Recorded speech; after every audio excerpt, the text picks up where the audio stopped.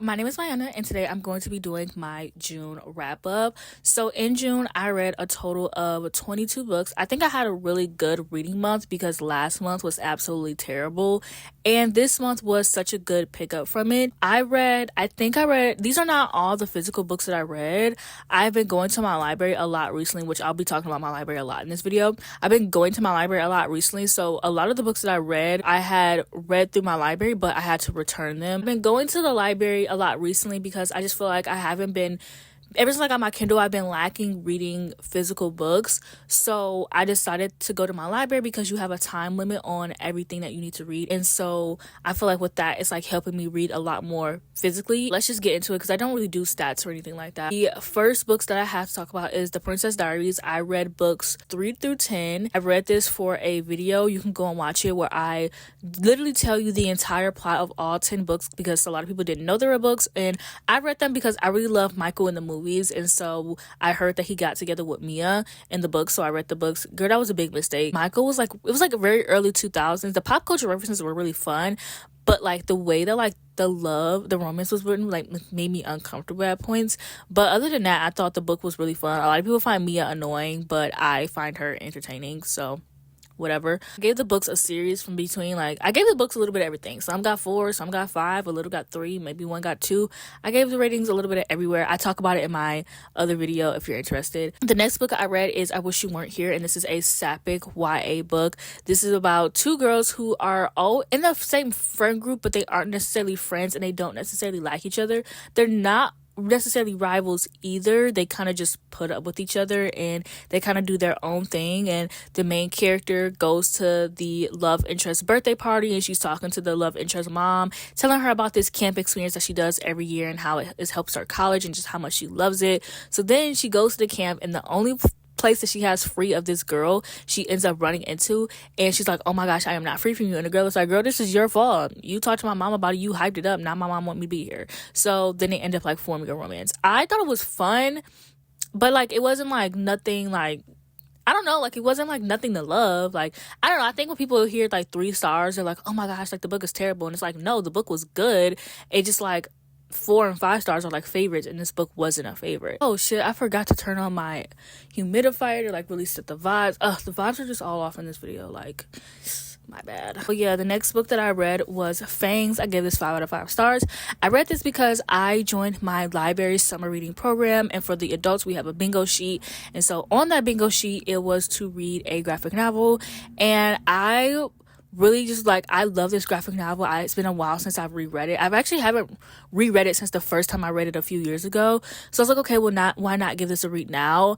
And I loved it just as much this time as I did the first time that I read it, to be honest. Love Theoretically. This was a book I got from my library. I gave this 3 out of 5 stars. This is about this girl who kind of has like this fake dating like service. Like it's not really a thing, but she's in school. She needs the money, and so she starts like fake dating people. And one of the guys she fakes dates, like she ends up getting involved with his brother, and so it follows Jack and the main character whose name I don't remember, but I just thought it was okay. Like I didn't think Jack was like, I just thought he was like an okay love interest. Like he really didn't do anything. Like he was just kind of boring to me. So then I also read this Calcula, and I read this one because it was on my bingo sheet, and so I needed to read a poetry book, and I just so happened to be scrolling on TikTok and I saw this really beautiful book, and I found out it was a poetry book, so I read it. I ended up giving it 3 out of 5 stars. It feels kind of sick rating a poetry book because it is based on the author's life, and I also found out the author was Black. I relayed on the author in like a few things, but I didn't rate this because of relatability.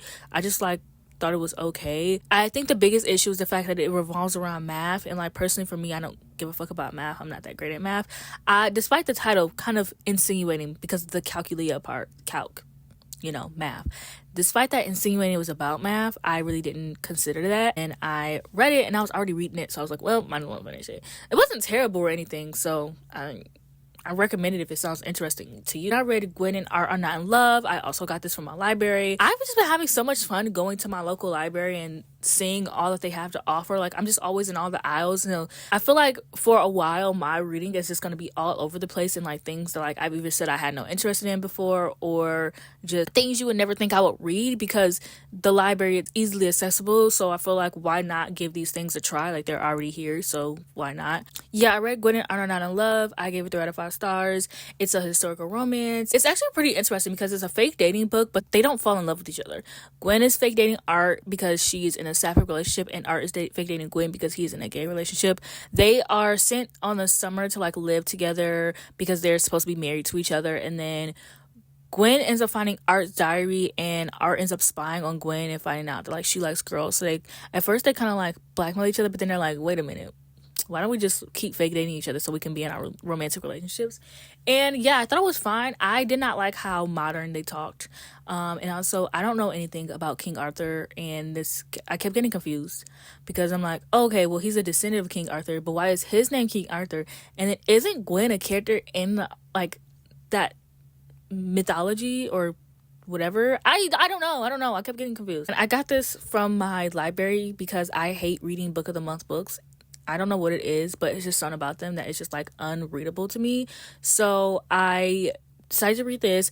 This one is practical. Every time I say practical, I fuck up. It's a book in the Practical Magic series, so it's based off the movie Practical Magic, or Practical Magic was based off a book. And they're two different things. Like, the Practical Magic books and the movie are two different things. I started reading this one, and then as I was reading it, it got announced that it's actually going to get a sequel. And I'm pretty sure the sequel is going to follow the daughter, so that's going to be the last book in the series. So you can either read these books in chronological order, or you can read them in publication order. I am reading them in chronological order, besides Practical Magic, because I read that last year. I also have the sequel back there, but I don't think I'm gonna read this month. I think I'm actually gonna wait until fall. I gave this 4 out of 5 stars. It's very boring, like not a lot happens, but I just feel like the quotes are so beautiful. It's very like lyrical, and you know, I usually don't like books without plot, but I didn't even tell you what it's about. So this one is about Hannah Owen, who ends up coming across this abandoned baby who is Maria, which is like, she's like a born witch. And so Hannah ends up teaching Maria like about magic and the rules for it and everything like that. Then it's about Maria, who grows older, and she ends up having a child of her own at a young age, and it's about like motherhood. And I thought of it as like generational trauma and generational like curses. And this is about how Maria actually started the Owens women curse, which is in the movie, they can never fall in love, and if they do fall in love, then the love of their life is gonna die, and this curse has been living with them for literal years. And so it's about how she started that curse. So then I read Bride by Ali Hazelwood, and I gave this 3 out of 5 stars. I thought it was okay in the beginning, but then it's like the more I read it, the kind of bored I got. I feel like the plot was just very like paper thin. It's about this girl who's a witch, and she is set in an arranged marriage to a werewolf, and they kind of don't fuck with each other, but then they obviously end up falling in love. This is promoted as a megaverse book, but it's actually kind of not. And not because she's a vampire, but because like it's not.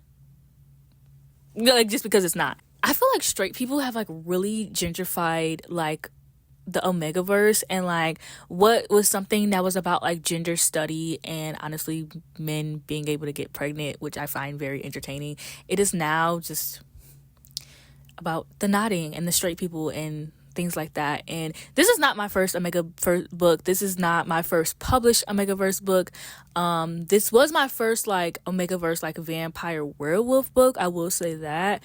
But yeah, so like I wasn't like surprised and disgusted by the nodding, because I'm not new to this. I'm true to this. Like, I've been reading fan fiction like my entire life. Like, I just feel like, I don't know. I just don't like straight white women writing about Omegaverse. Like, it's just like, it's very boring. Like, even when they do like reverse harem, like the men don't even get with each other. Like, what the fuck is the point? What the fuck is the point? And like making it mainstream, it's just like so so annoying. And that's not why I didn't like this book. Like, I didn't care about any of that. Like, whatever. I tried to give like Ali Hazelwood a fair chance.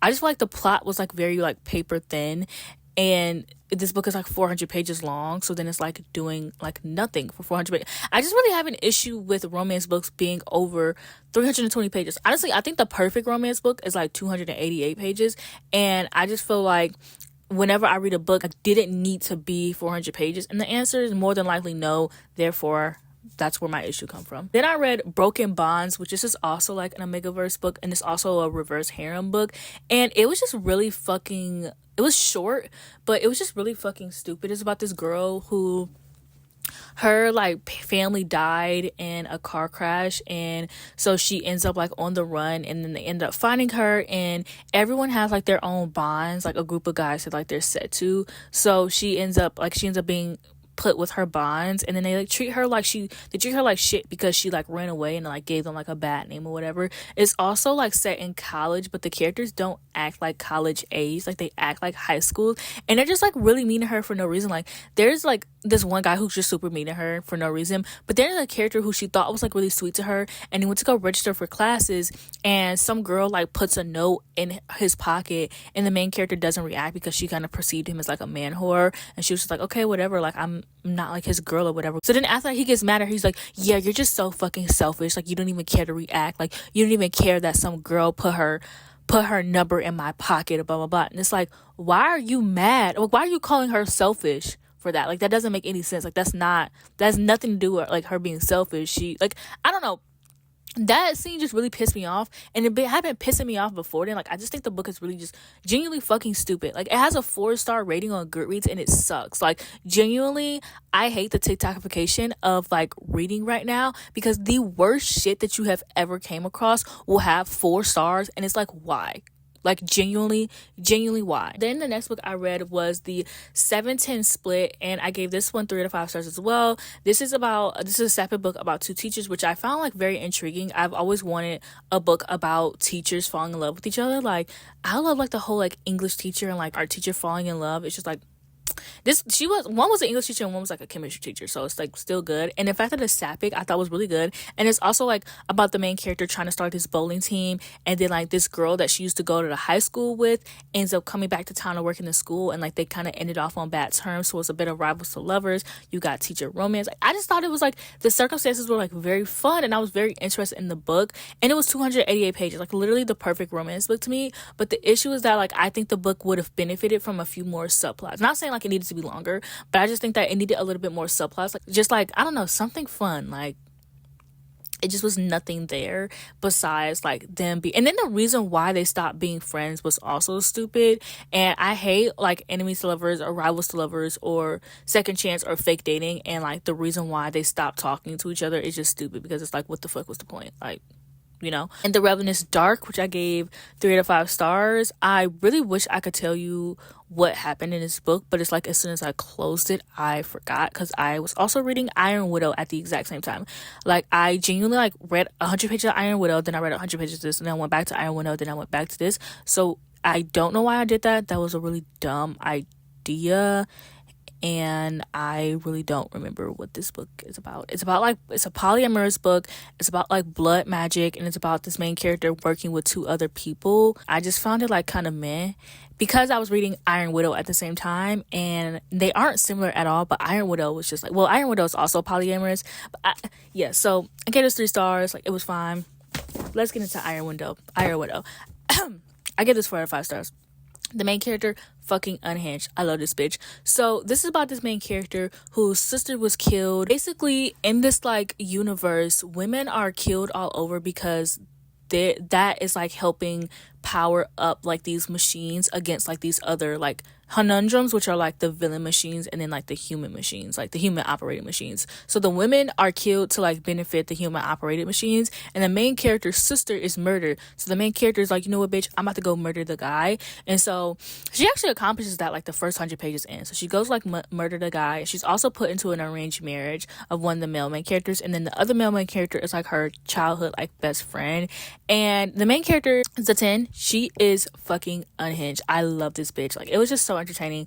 I thought she was like very funny. There was a lot of very funny moments. I really liked the romance between the 2 characters. I had been wanting something poly. I have owned this book for a very long time, and I have been scared to read it because I'm just not really a big fan of like sci-fi fantasy YA books, and I didn't know how the polyamorous relationship was going to play out, because you know I love polyamorous relationships and media, and I just wasn't sure I was going to play out. But this honestly did not disappoint me. There are a lot of things about this book that doesn't make sense, yes, but honestly I was entertained, so I really don't give a fuck. Then I read Hurricane Wars, which I read that for a reading vlog that I'm currently working on. I gave it 2 out of 5 stars. I also read this because I'm currently obsessed with the Star Wars show The Acolyte right now. There's a character who's a villain on that show that I'm absolutely obsessed with. So on Twitter, somebody was like, oh, well, the villain in the Hurricane Wars reminds me of the villain in the Acolyte. And also the Hurricane War is a Raylo fan fiction published book, and Star Wars is like where Raylo's from. So I was like, okay, like I feel like it would be very similar. That book was fucking ass. It was very boring. It was true enemies lovers, I'll give it that. But I just feel like the characters had like no personalities or anything like that. And I just feel like authors need to, when authors are publishing their fan fiction works, they need to remember that they need to give their characters personalities, because not everyone is either familiar with the source material or knows that it's a fan fiction. So they're going to be reading this book being like, oh, this character isn't developed, because they don't have the knowledge. Like when you read fan fiction, you have that knowledge of the characters already, and so you don't have to develop your own characters or do any of the work, which is why a lot of times when authors publish their fan fiction, they suffer because they forget to like give their characters, like to characterize their characters and things like that. So I just feel like this author definitely suffered from that, and that's a big reason why I didn't like the book, other than also just being fucking boring. So then I read The Fall of the Raft and Ruin by Jennifer Armentrout. I also found this book fucking boring. I give it 1 out of 5 stars because you don't learn the main character's name until 150 pages into the book, and that's also when a love interest is introduced. So basically nothing up to that point matters,